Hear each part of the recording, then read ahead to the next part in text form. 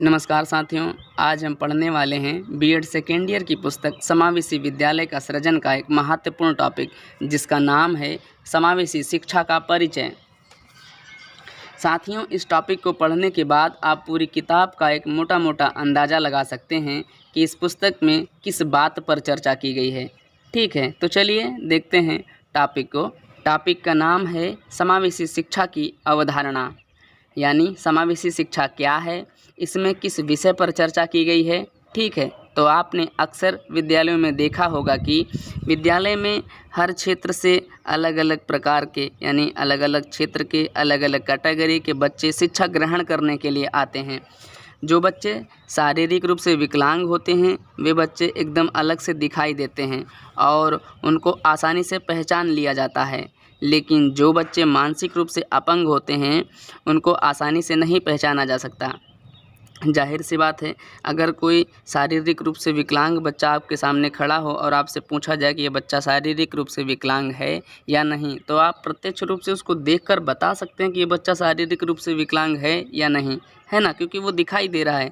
उसकी शारीरिक विकलांगता बाहर से प्रत्यक्ष तौर पर दिखाई देगी, लेकिन वहीं अगर कोई शारीरिक रूप से ठीक ठाक हो लेकिन वो मानसिक रूप से अपंग हो और आपको सामने उस बच्चे को लाकर खड़ा किया जाए और तब पूछा जाए, तब बताने में आपको कठिनाई होगी, क्योंकि जब तक आप उससे सवाल जवाब नहीं करेंगे, उससे कुछ पूछेंगे जांचेंगे नहीं, तब तक आप ये नहीं कह पाएंगे कि यह बच्चा मंदबुद्धि बालक है या कुशाग्र बुद्धि बालक।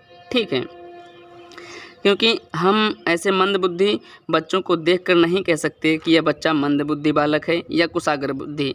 इसलिए जो बच्चे शारीरिक या मानसिक रूप से अपंग होते हैं वे सामान्य बच्चों की अपेक्षा कम सीख पाते हैं। ठीक है, ऐसे बालकों को हम अधिगम असमर्थी बालक या विशिष्ट बालक कहते हैं। अधिगम असमर्थी यानी वे बालक जो शारीरिक रूप से या मानसिक रूप से विकलांग होते हैं, जिनको सीखने में कठिनाई होती है, ऐसे बालकों को हम अधिगम असमर्थी बालक कहते हैं या विशिष्ट बालक कहते हैं। ठीक है, आगे समावेशी शिक्षा का उद्देश्य इस प्रकार के अधिगम असमर्थी बालकों की प्रतिभा को उभारना है ताकि उसकी प्रतिभा का प्रयोग देश के हित में किया जा सके। यानी समावेशी शिक्षा का उद्देश्य होता है कि जो बच्चे शारीरिक या मानसिक रूप से विकलांग हैं उनकी प्रतिभा को उभारा जाए समावेशी शिक्षा के द्वारा, जिससे उनकी प्रतिभा का प्रयोग देश के हित में किया जाए। देखो, ऐसा नहीं होगा कि किसी बच्चे के अंदर कोई हुनर ही ना हो। बिल्कुल, प्रत्येक बच्चे के अंदर कोई ना कोई प्रतिभा, कोई ना कोई टैलेंट अवश्य होता है। ज़रूरी होता है उसको निकालना, उभारना। वह काम केवल शिक्षा ही कर सकती है। इसलिए शिक्षा के द्वारा प्रत्येक बच्चे के हुनर को आसानी से उभारा जा सकता है।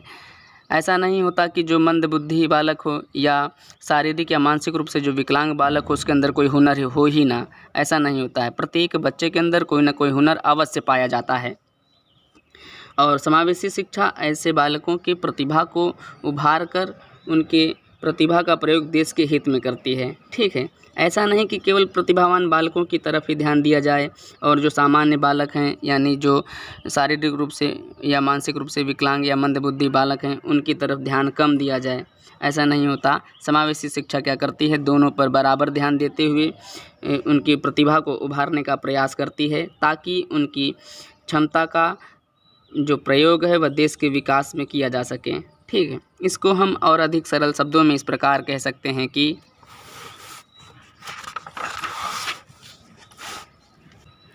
समावेशी शिक्षा ऐसी शिक्षा होती है जिसमें सामान्य बालक बालिकाएं यानी जो शारीरिक या मानसिक रूप से विकलांग नहीं हैं, जो ठीक हैं, तथा मानसिक व शारीरिक रूप से बाधित बालक यानी वे बालक जो शारीरिक तौर पर या मानसिक तौर पर विकलांग हैं उनको, यानी दोनों को, विशिष्ट बालक और सामान्य बालक दोनों को एक साथ एक छत के नीचे शिक्षा देना ही समावेशी शिक्षा कहलाता है। समावेशी शिक्षा सभी नागरिकों में समानता के अधिकार की बात करती है।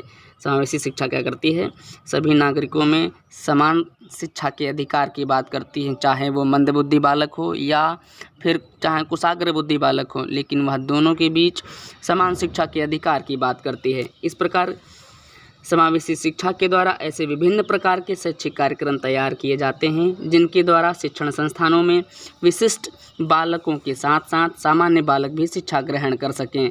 यानी विद्यालयों में समय समय पर ऐसे शैक्षिक कार्यक्रमों के द्वारा अधिगम असमर्थी बालक और सामान्य बालकों को अभिप्रेरित किया जाता है, जिससे वे सभी आपस में मिलजुल कर उत्साह के साथ एक छत के नीचे शिक्षा ग्रहण कर सकें।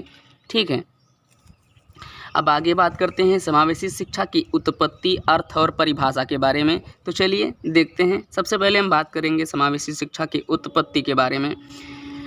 आमतौर पर समाज में विभिन्न प्रकार के लोग पाए जाते हैं। वे एक दूसरे से बिल्कुल अलग होते हैं। प्रत्येक व्यक्ति एक दूसरे से धर्म के आधार पर, हिंदू मुस्लिम सिख ईसाई जैसे, जाति के आधार पर जैसे ब्राह्मण क्षत्रिय वैश्य शूद्र, रंग रूप और योग्यता के आधार पर अलग अलग होते हैं। हमारे समाज में योग्य तथा अयोग्य व्यक्तियों के बीच शिक्षा की एक गहरी खाई दिखाई पड़ती है। इस खाई को भरने के लिए एक महत्वपूर्ण शिक्षण व्यवस्था की आवश्यकता महसूस हुई। इस प्रकार देश में एक आदर्श शिक्षा व्यवस्था लाई गई, जिसे हम समावेशी शिक्षा के नाम से जानते हैं। इसके अनुसार सभी प्रकार के योग्य व अयोग्य व्यक्ति एक साथ शिक्षा प्राप्त कर सकते हैं। आगे देखते हैं।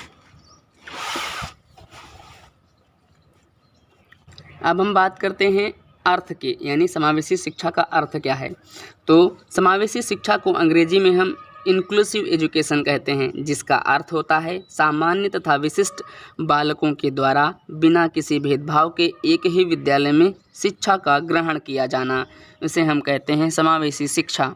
इसका सीधा सीधा अर्थ यही होता है कि सामान्य बालक और विशिष्ट बालक दोनों बिना किसी भेदभाव के एक छत के नीचे शिक्षा ग्रहण करें। ठीक है, अब हम बात करते हैं समावेशी शिक्षा की परिभाषा के बारे में। विभिन्न शिक्षा शास्त्रियों के अनुसार समावेशी शिक्षा को इस प्रकार परिभाषित किया गया है। समावेशी शिक्षा अधिगम के ही नहीं बल्कि अधिगम के नए आयाम खोलती है। कहने का मतलब यह है कि समावेशी शिक्षा सीखने के ही नहीं बल्कि सिखाने के नए तरीके भी खोजती है। ठीक है, अब अन्य शिक्षा शास्त्रियों के अनुसार समावेशी शिक्षा की परिभाषा को देखते हैं। समावेशी शिक्षा वह शिक्षा होती है जिसमें सामान्य बालक बालिकाएं तथा विशिष्ट बालक बालिकाएं एक ही विद्यालय में बिना किसी भेदभाव के एक साथ शिक्षा ग्रहण करते हैं। ठीक है, अब हमने जब इसकी अवधारणा, इसकी उत्पत्ति, अर्थ और परिभाषा को जान लिया है, तो हम इसके पूरे निष्कर्ष को हम अगर 2 लाइनों में विभाजित करने का प्रयास करें तो इस प्रकार होगा कि सामान्य विद्यालयों में अधिगम असमर्थी बालक या सामान्य बालकों को एक साथ शिक्षा का दिया जाना ही समावेशी शिक्षा कहलाता है। ठीक है, आज के लिए इतना ही। धन्यवाद।